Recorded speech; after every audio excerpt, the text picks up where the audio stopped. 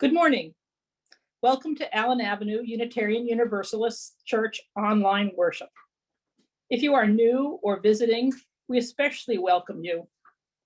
Please see the links in the chat and join us for Zoom social hour after the service. My name is Celeste Stickney. I am today's worship associate. My pronouns are she and her. Our mission calls us to celebrate diversity, encourage spiritual growth, and promote social responsibility while we travel on and care for the earth. Each month, Allen Avenue supports a nonprofit organization whose mission and work aligns with our Unitarian Universalist principles. The Share the Plate for January is Maine Healthcare Action Network, Maine people working together to bring universal healthcare to Maine. Now, let us center our hearts and minds for worship.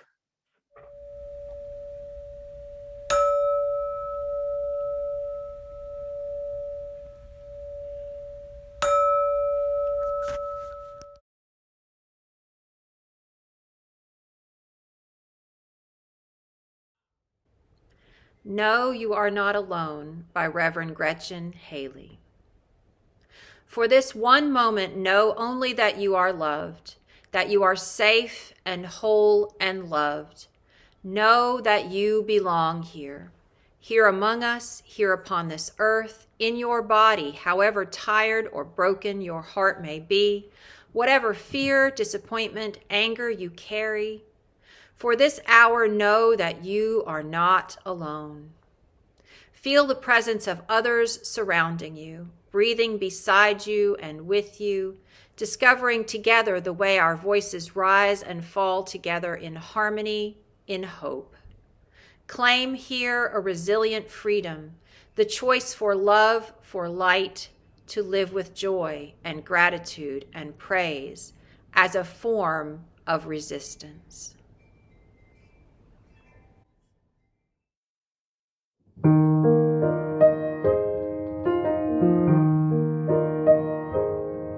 For all that is alive, we sing our thanks and praise. For all life is a gift, which we are called to use to build the common good and make our own days glad.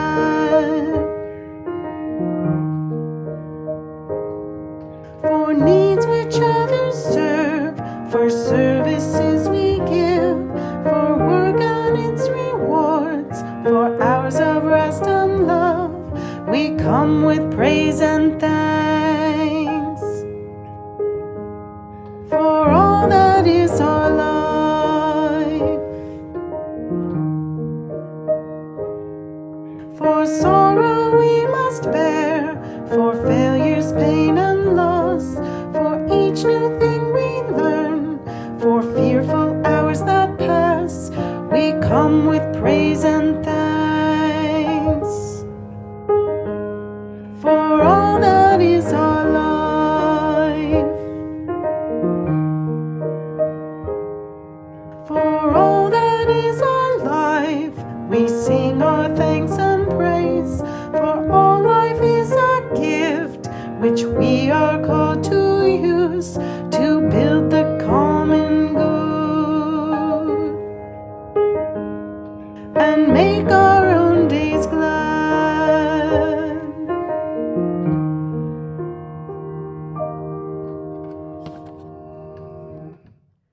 Spirit of life, divine mystery, universe that holds and sustains us all, be with us now in this moment. For we are troubled, beloved. Those who have the least often suffer the most. Therefore, let us recognize that our finite being is intimately intertwined with all other finite beings. Though we may not comprehend it yet, we are all connected. A woman imprisoned, a man seeking change, a youth exchanging favors for food. May we know deep down in our bones that we are all sacred siblings, in this strange place called life, and act accordingly. Amen, and blessed be.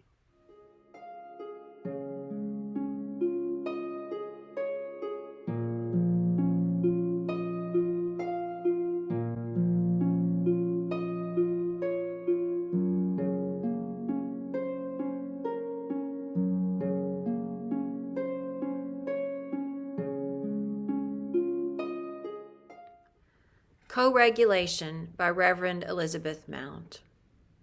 From our very first breath, we reach out. Co-regulation, not self-regulation, is our nature. We find our cues from the sun and the moon, from each parent and caregiver. We find our place in this great turning planet by turning to one another, generation to generation. We awaken to the dawn and fall asleep at the evening's end. Our life's journey is part of something greater, something simple, something divine. A flame cannot be lit without a spark, a life cannot begin without the air, and we cannot begin to find ourselves without love. May we reach out to one another, may we offer love and nurturing care. May we join together in celebration of the interdependence of our lives. In this spirit, let us worship together.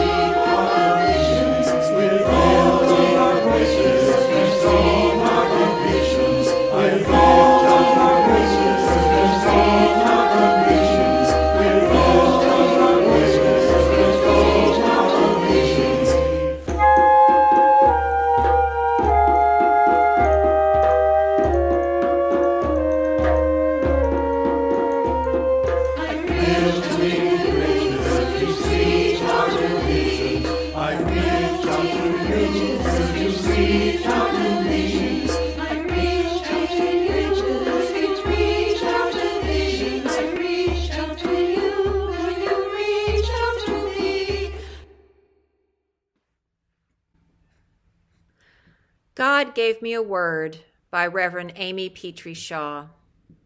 I was talking with God the other day because we're cool like that, and God said, "Hey, I want to tell you something." And I was kind of busy, so I pretended like I didn't hear. But God poked me and said, "I'm not kidding. Pay attention. Because while we're cool, we aren't that cool." And I know when I have pushed it way too far. So I put down my coffee cup and I turned around, and God said, "Let me hang a word around your neck so that everyone can see it. And you better speak it when you're out, because I'll know if you don't.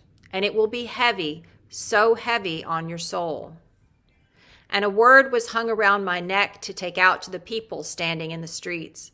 A word was preached into my ear and laid into my mouth and burned into my heart, until all I could see was the shape of the word, and the word was all.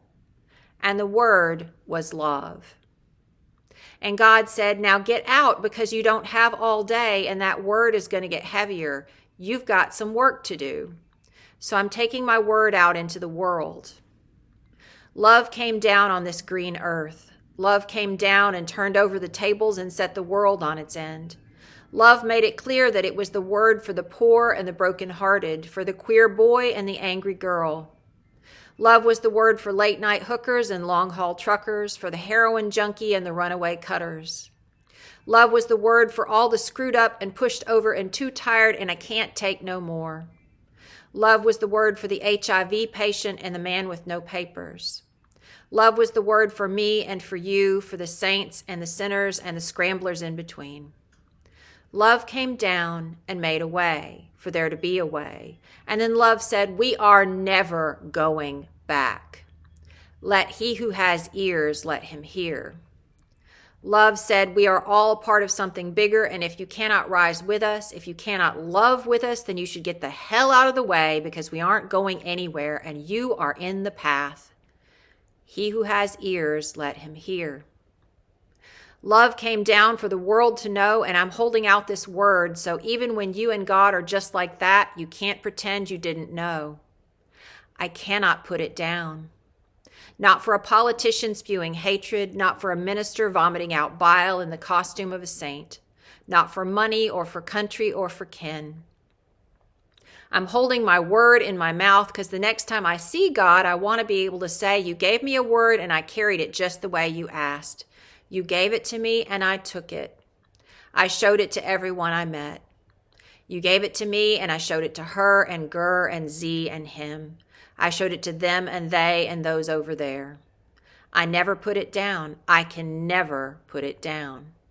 I was talking with God the other day because we're cool like that, and God said, hey, I want to tell you something.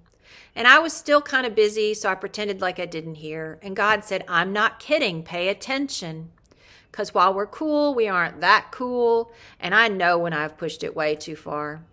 So I put down my coffee cup and I turned around, and then God gave me a word. And now I've given it to you. Start moving.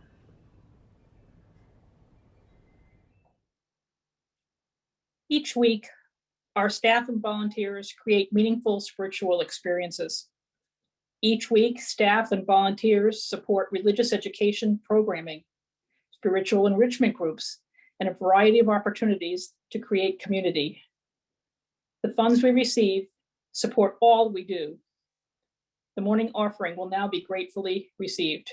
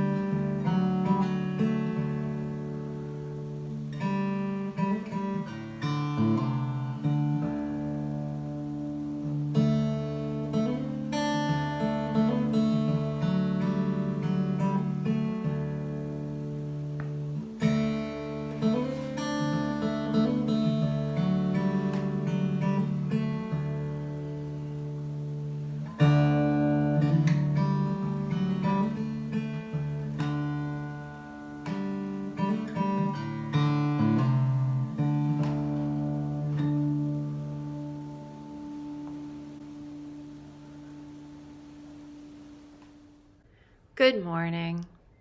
I am honored to be among you.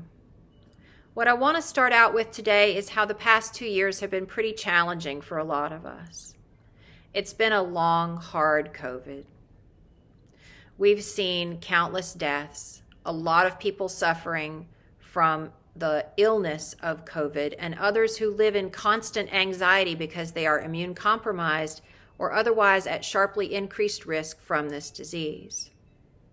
Our healthcare systems in many parts of the country are overwhelmed.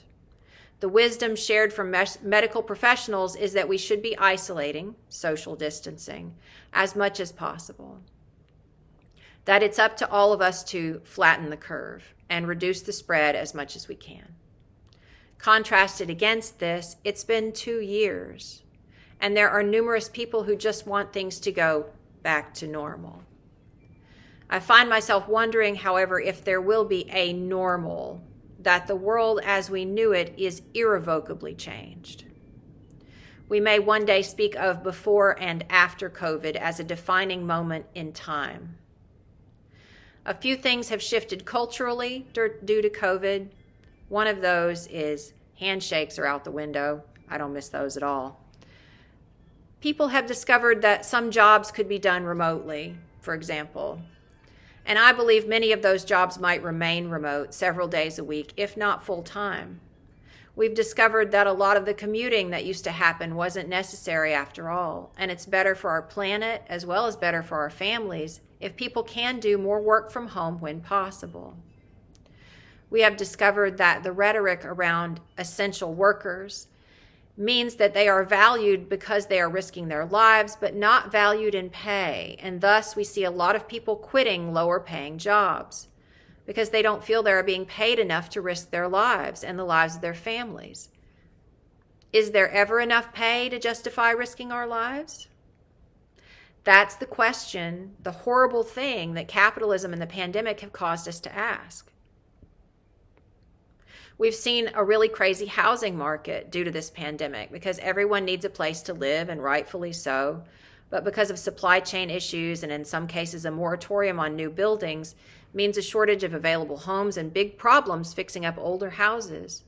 These factors have made costs soar and therefore made housing unaffordable for some. We have to think about people who don't have health insurance and what they have done in a time of COVID. How they have coped or not coped. How many people have died for lack of access? It's been painful to endure the isolation and distance that we've been forced into, even in our own homes from a sick family member at times. And it is after troubling times like these that we recognize how much we need each other. That speaking to someone over phone or Zoom or text is not the same as a warm embrace. That seeing your child at a distance is different than actually being able to hold them and see them in the flesh. That sometimes we must consider the risk-benefit analysis to simply be with our families, all together just one time. Sometimes people may decide it's too hard, it's not safe. Other times it might be worth it. Nobody can make these judgments for us, and there is no one right answer. At the beginning of all of this, we thought, well, it will be over by winter of 2020. And then we thought, well, if we just had a vaccine. And then we got vaccines, but not everyone was willing to get them. And then we thought, well, if we can just get the children vaccinated. And then we found out that we need boosters. And we had waves of infection and new variants and folks suffering from long-term complications. This is an open-ended crisis, and that makes it much harder on everybody. For some people, it's a trauma. For introverts, it may have begun as a welcome excuse to be alone. But the longer it's gone on, many introverted people have been suffering. For my extroverted little girl, for example, it's been really painful. She needs people like other folks need air. Not kidding, y'all. She had to be in virtual preschool for over a year, and it made her acutely miserable. Even now, it's cold outside and all her little friends have COVID or they've been exposed and they can't come over to play. This pandemic has been really rough for my tiny extrovert, and I suspect on grown-up extroverts too. What I'm wondering this morning is if the pandemic itself will make us recognize globally how important relational bonds are to our physical well-being, our mental health, and for our survival. Remember the famous quote by John Donne, "No man is an island." We all need somebody. People that I've met who lack housing have friends. They support each other on the streets. I've witnessed someone who was just given a sack lunch from a free kitchen, who was sharing what little food they had been given with another who didn't have enough. We need each other. And somehow in this country, we have a uniquely odd idea of radical individualism. Toughness, pull yourself up by your bootstraps, just do it kind of culture. This notion that we can do it ourselves and we don't need anybody. The pandemic itself, if nothing else, has conclusively demonstrated that this is absolutely false. It's just not true. It was never true. America's Wild West mythology began with genocide and the violent assimilation of Native peoples, and with the murder, assault, and exploitation of people kidnapped from Africa. And we haven't stopped brutalizing them yet. Doing it all by ourselves was a lie then, and it's a lie now. Somehow folks in this country still seem to cling to the idea that everyone should be independent from birth. We put babies to sleep in little boxes in a separate room all by themselves and then make everybody else miserable trying to make them sleep there, alone, all by themselves. That's not how babies sleep in the vast majority of the rest of the world. In other countries, babies sleep with or near their parents until they're old enough to sleep alone. The concept that we should be solitary and tough things out from our earliest days right up until the day we die, that's not normal, y'all. It's not healthy. Here's the point I'm trying to make. We need each other. We need our parents as babies. We need our friends as we grow. We need people who can understand us as we become young adults. And we need partners and friends and family our whole life long. We don't ever stop needing at least one special person we can talk to. It is my hope that a lesson that the entire world takes away from this pandemic is how deeply interdependent we are. It's in our seventh principle, the interdependent web of all existence of which we are a part. You're a part of that. You are needed. You are a gift to the world. We not only need each other, but we need to be there for others too. If we were all just in it for ourselves and I've got mine, you go get yours, as capitalism teaches us, what a sad, lonely, selfish, miserable place this world would be. I think capitalism is wrong in this instance. I wonder what it would look like if we all recognized how much we need each other. If we all understood that my survival is tied to your survival, and her survival, and their survival, and his survival, ad infinitum. We're all connected. In the reading we heard before my sermon by the Reverend Amy Petrie Shaw, they talk about God giving them a word, and that word was love. I think the answer to reconciling the need for separateness that is required of us during this pandemic and the profoundly human longing for togetherness is love. We cannot survive alone. That's the key. The key is love.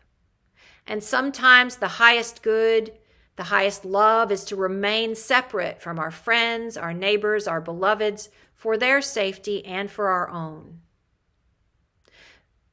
If we wear a mask in public, if we refrain from visiting on holidays, if we get vaccinated and stay boosted, even if we don't liking shots, love is the reconciliation between alone and together. As Mark Nepo says, unconditional love is not so much about how we receive and endure each other as it is about the deep vow to never, under any conditions, stop bringing the flawed truth of who we are to each other.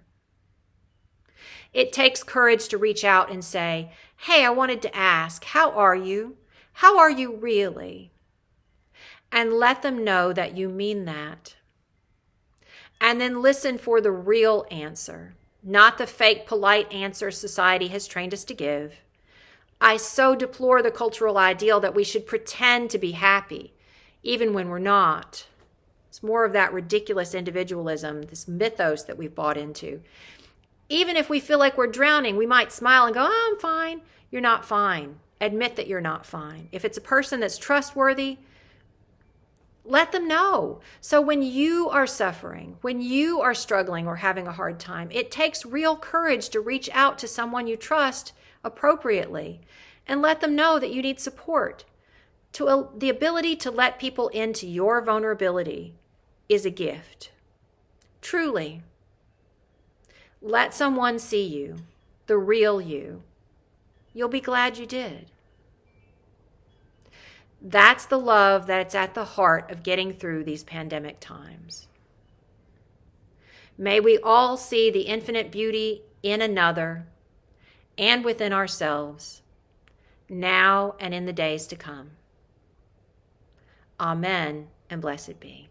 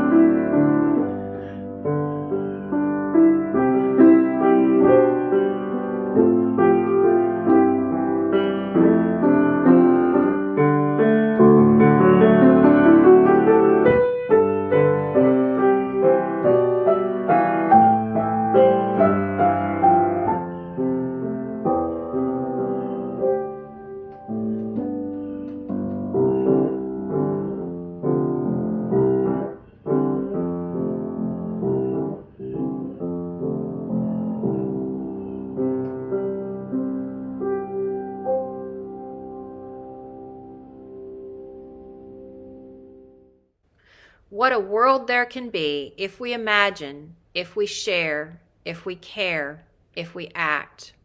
What a world there can be if we are indivisible in heart and make the most of our one shot.